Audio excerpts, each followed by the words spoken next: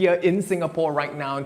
We are inching towards the month of June. I hope everyone has been well, safe, happy and healthy so far. Again, it thrills me every single week to be able to connect with each and every single one of you watching this live. Whether you're watching this on Facebook Live, watching on YouTube Live, or whether you're watching on Instagram Live. So it gives me a lot of pleasure to be able to connect with you all and to answer some of the questions that you have so kindly contributed, whether it's public speaking related, whether it's business related, or whether it's the general personal questions. I'm more than happy to answer.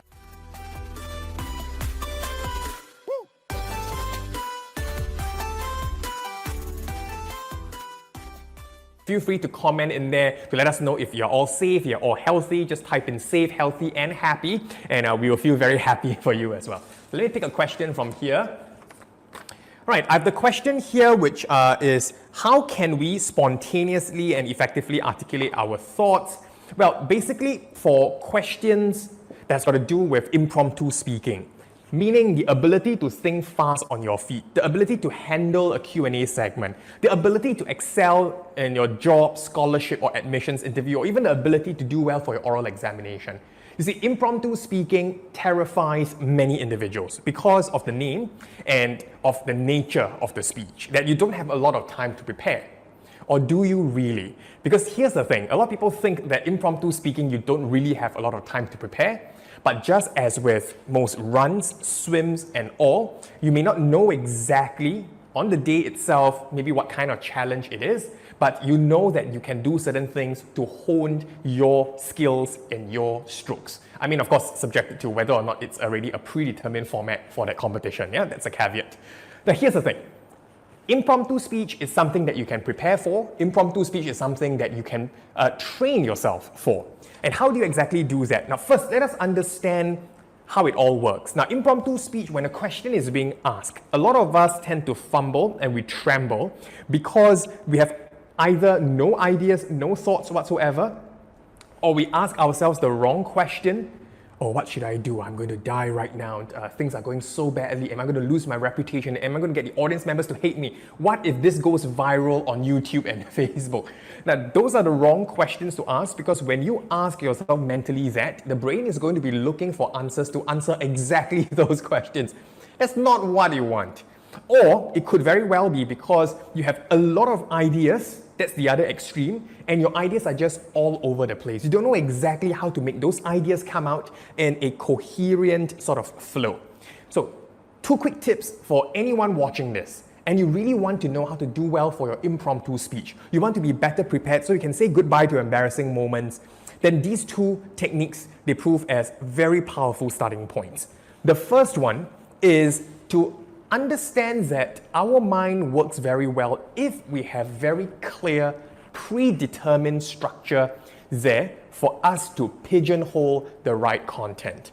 That's why one of the techniques that I often share with my students is the technique called the past, present, future, or the local, national, international, or the tangible, intangible, or the SLEEP technique, because all of which follow one fundamental principle, which is that they have a predetermined structure that you will have in your mind so that you can pigeonhole with the right content in there.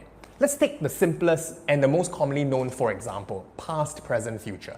How it works is you can imagine as past, that's one box in your mind, present, that's one box in your mind, and future, that's one box in your mind. If someone were to ask you a question, hey Darren, tell me more about your country. So say, because I'm born, bred, raised here in Singapore, so I can, of course, choose to talk about Singapore if I want to do it in a very structured, organized manner, such that when I say it, it's as if I'm very well prepared, right? Using past, present, future allows me to slot and pigeonhole the right content in there. I can first start by talking about how Singapore was like in the past. If someone asks me, tell me more about your country, Singapore, I can talk about how Singapore was like in the past, before going to how Singapore is right now, having gone through the odds, how Singapore is a thriving metropolis, cosmopolitan society, and then make a prediction as to how Singapore is going to be like in the future. You see, when there's this structure there, it makes it abundantly clear for your audience members to know, hey, that's what you're going to be talking about, and they can also prepare themselves for what's going to come next. Sounds good? Yeah? Now, the other technique, the other tip that I want to share with you all is that for impromptu, you need to ask yourself the right question. So that's why I also share one of the techniques for impromptu is something called the interrogative pronouns technique. What exactly is this technique? It's basically using the 5W1H. Your who, what, when, where, why, and how. See, when you ask your mind, am I going to die? Are the audience members going to laugh at me? Am I going to lose that promotion? What if this video goes viral? Here's the thing, your brain is going to find answers to answer those questions. Instead, why don't ask the right questions? Ask the right questions. Like if someone were to ask you, is public speaking useful? And your mind goes blank, you don't know what to say. Ask any question that starts with an interrogative pronoun because it makes it an open-ended question. Ask yourself the question then, okay, so who shall I look at this question from? Whose perspective? Right? Or who as in the target audience? Is it how is public speaking useful for kids? Or maybe how is public speaking useful for working adults? So who, that's the first interrogative pronoun, right? When would be a good time to start learning public speaking? Oh, then you can talk about when is a good time, right? Where would be a good place to learn? You can talk about where would be a good place. Yeah, and you can also talk about why is it important, you can talk about why, and how is it important, you can talk about the different scenarios in which it's important. So you can see how useful these techniques can be as the starting point for you to be able to calm yourself down and answer in a way that's going to help you dazzle your audience. Sounds good? All right, so with that, keep your questions coming in. I'll be more than happy to answer them. How can I interact with people I don't like or when they look down on me? Oh, this is a powerful question. You see, I've had on multiple occasions have to deal with individuals who are not my fans. You'd be surprised because you all watching this particular program, either you have been following me for some time or you've just recently followed because you find that some of the content that I share, they're useful for you, yeah, and it's applicable, it's practicable, it's very practical, coming more from a practitioner standpoint and a theoretical standpoint, but I can tell you no matter how good my techniques are, there will be one or two individuals who don't like me, and I have to live with that. And let me just give you an example. When we ran a particular campaign online, promoting a free resource, I'm not even selling anything, a free resource, and of course, if someone likes it, share it. We have individuals who can comment on things that's got nothing to do with the content itself. They can comment on things like, Darren, I don't like your hair, Darren, I don't like your eyes, I don't like your lips. Well, I think these comments, I've said it in previous videos as well, that when someone can only say bad things about your lips or your eyes or your hair or whatever the case may be, your skin color and all, that means they have ran out of other important things that's got to do with the substance of my speech and that's got to do with the meat and the content proper, that they have to find these other ways to go low. And Michelle Obama said something very well then, when others go low, you go high, right? So for me, it really just don't engage with them. So have I ever encountered bad things that people have said? Of course. But that's not the question that was being asked. The question asked is, how do you then interact with people? I suppose, not just online. Online I already just shared earlier, but face-to-face, how do you interact with these individuals that you don't like or who look down on you? Have I encountered that? Of course. Let me share with you. When I went to a particular country, I shall not name the country, I was there for a conference. The majority of the audience members, they were amazed by my subject matter expertise. I'm not bragging here, they were the ones who gave me the comments. They were amazed as to how I'm able to acquire effective communication skills at a young age, even below the age of 30, and become the world #1 in public speaking below the age of 30. They were amazed at that and were saying that when I was 30, I wasn't able to do half of what you are doing. We have people who are very supportive, but we also had individuals, and I remember one individual who came up to me and said that, Darren, I in particular don't think you're a good speaker. Well, I have nothing against that. I mean, you are entitled to your opinion, right? And I don't have to please everyone. Everyone have their good, best speakers and speakers they like and speakers they don't like. So I'm all right with that. A few years back, maybe not. But now, I mean, then I was pretty okay already. Yeah, we all had that learning curve. Then he said, I don't like because when you share those ideas, I think that someone your age, you don't know what you're talking about. So I then asked further, and it turned out that a particular person had this preconceived notion that if you are someone below the age of 30, you cannot become a good speaker. In my mind, I was thinking, how ignorant can that be? Because I've heard of many different comments. People saying that, in some countries, people saying that because you're female, you cannot become a good speaker, or you're not taken seriously.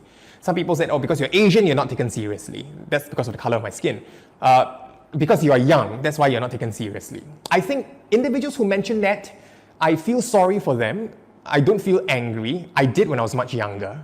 But now, no, because it takes someone really that ignorant to not go beyond the cosmetics, go beyond my skin color, my gender, my age, and to really see the skill in there. Ask any young individual who's great at playing the piano, maybe at the age of 14 or 15, because that individual has clocked in 10 years of playing experience since the age of 4.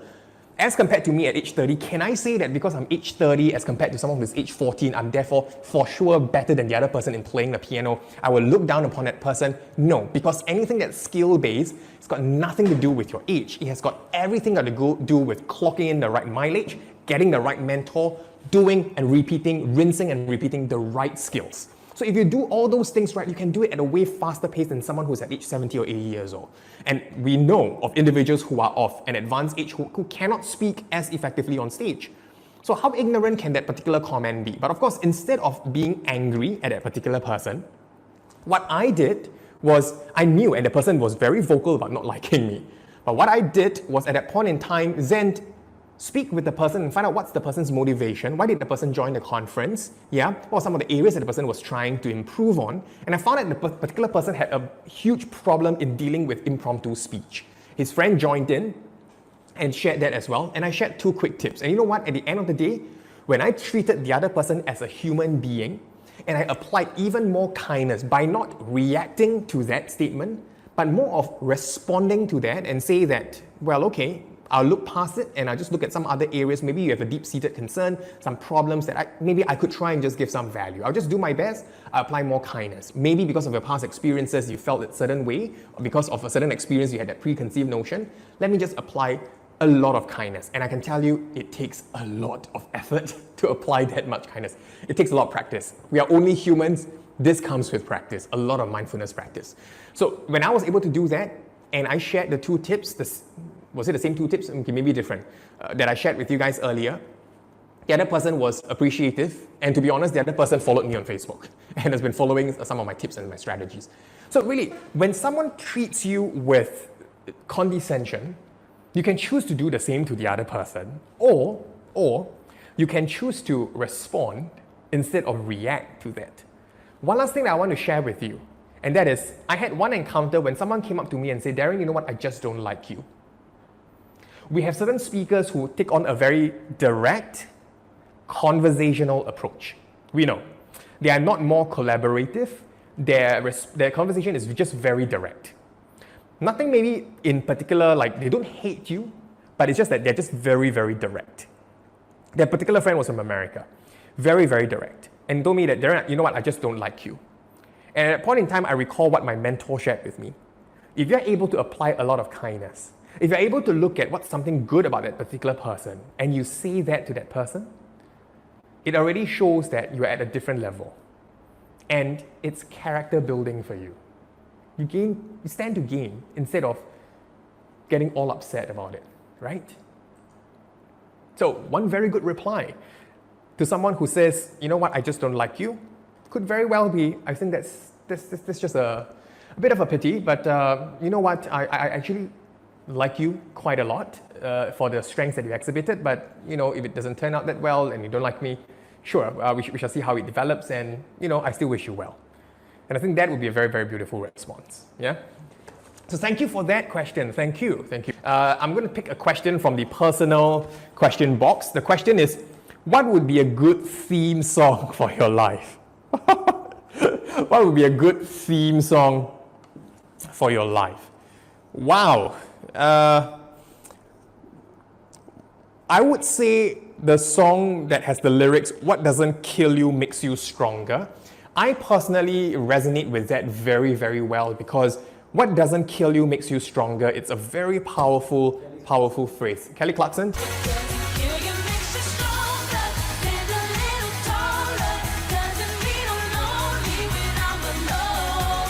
So it's very powerful. Why? Because a lot of times when we think of something as a problem, a huge problem, when we see things in perspective, when we take that deep breath in and we calm ourselves down and take a look at how fortunate we are in the position that we are in right now, the resources that are available to us, the resourcefulness of us as individuals, we can't help but feel grateful that if that most of the time it's not so much of a problem, it could just be more of an irritation, like our boss asking us to submit something, a client pressing for something, a colleague asking for something, parents asking for something. Again, it could be more of an irritation, and when we see it as an issue which it's going to make us stronger, then it's going to be very helpful. Some people ask, Darren, how has COVID-19 impacted your business? I would say, yes, it has affected my business, not just my business, everybody's business. So yes, it impacted in a way which has changed consumers' habits.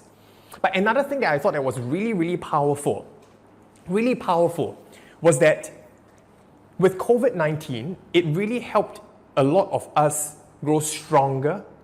It helped a lot of us build stronger ties with families and friends.